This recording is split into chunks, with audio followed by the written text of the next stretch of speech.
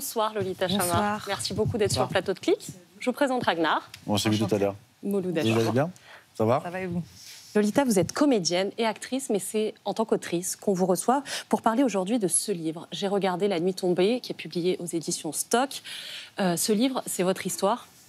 Elle est bouleversante, c'est votre histoire personnelle, c'est l'histoire du drame que vous avez vécu, de la perte de votre enfant. Et ce livre, c'est en quelque sorte l'anatomie d'un deuil, en réalité. Vous allez décrire étape par étape l'avant et après le décès de votre nourrisson, Kolia, grand prématuré, mort à l'âge de 12 jours seulement.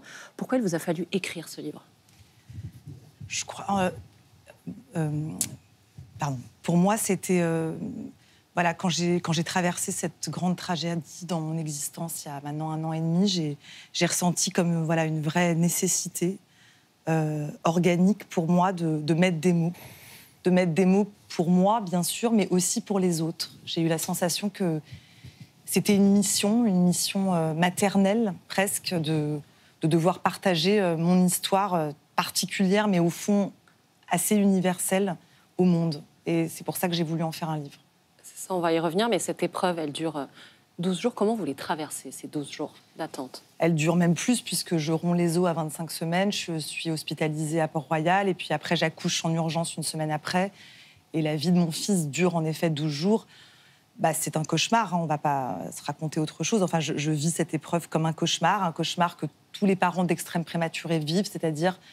Pendant quelques secondes, on croit que ça va aller. 2 secondes après, ça ne va pas. Et c'est comme ça, ainsi de suite, comme une sorte d'ascenseur émotionnel terrifiant. Et puis, je crois que, surtout, on quitte un peu le monde réel. On sent que notre existence bascule pour toujours. Voilà, quelle qu'en sera l'issue, même si notre issue a été tragique, mais on quitte un peu le monde des humains.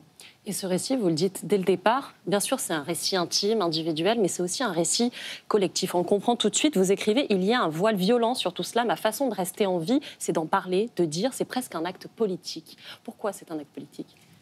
Pour moi, c'est un acte politique parce que j'ai eu la sensation, en vivant mon expérience, qu'il y avait quelque chose de tabou dans la société. Mais au fond, c'est plus subtil que ça. C'est-à-dire que ce n'est pas seulement la société qui rend tabou ça, c'est même le rapport entre les gens, comme si on ne voulait pas regarder ce genre d'histoire, comme si c'était difficile d'en parler, comme s'il y avait quelque chose de trop dur.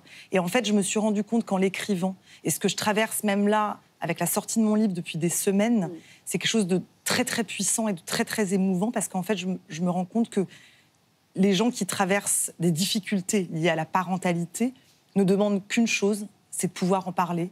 Et que ce qu'il y a de pire, c'est le silence. Et j'ai voulu faire aussi un texte contre le silence. Il vient d'où, silence? Je pense qu'on vit, comme on le sait, dans des sociétés où on ne veut pas regarder ce genre de choses. Et aussi parce que la maternité, c'est quelque chose qui doit être beau, qui doit être rose, qui est enveloppé d'or quelque part. Et que quand c'est traversé par un drame comme le mien, on préfère fermer les yeux, le rejeter, alors que, en fait, c'est partout, tout le temps. Mon drame, mais plein d'autres. La difficulté à avoir un enfant, tout ça, enfin, voilà, on le sait au fond, mais on fait comme si ça n'existait pas. Et moi, j'ai voulu, de mon histoire personnelle, en faire, un récit collectif. Vous avez été accompagnée, vous dites, et vous remerciez dans le livre une communauté invisible. C'est quoi cette communauté invisible? Cette communauté invisible, c'est tout le monde, c'est vous, c'est moi, c'est un chauffeur de taxi, un coiffeur, un ami, quelqu'un que je ne connais pas, quelqu'un qui... En fait, la communauté invisible, ça commence le matin où je romps les os dans la rue, avec un père qui se penche vers moi et qui me dit que sa femme a accouché prématurément, avec une mère que je croise tous les matins quand j'amène mon fils aîné à l'école et qui me dit « je suis une mère aussi ». La communauté invisible, c'est tous ces gens qui traversent ma vie depuis 1 an et demi et qui continuent à la traverser aujourd'hui, et qui me disent merci, et surtout qui me disent merci parce que moi aussi je vis ça.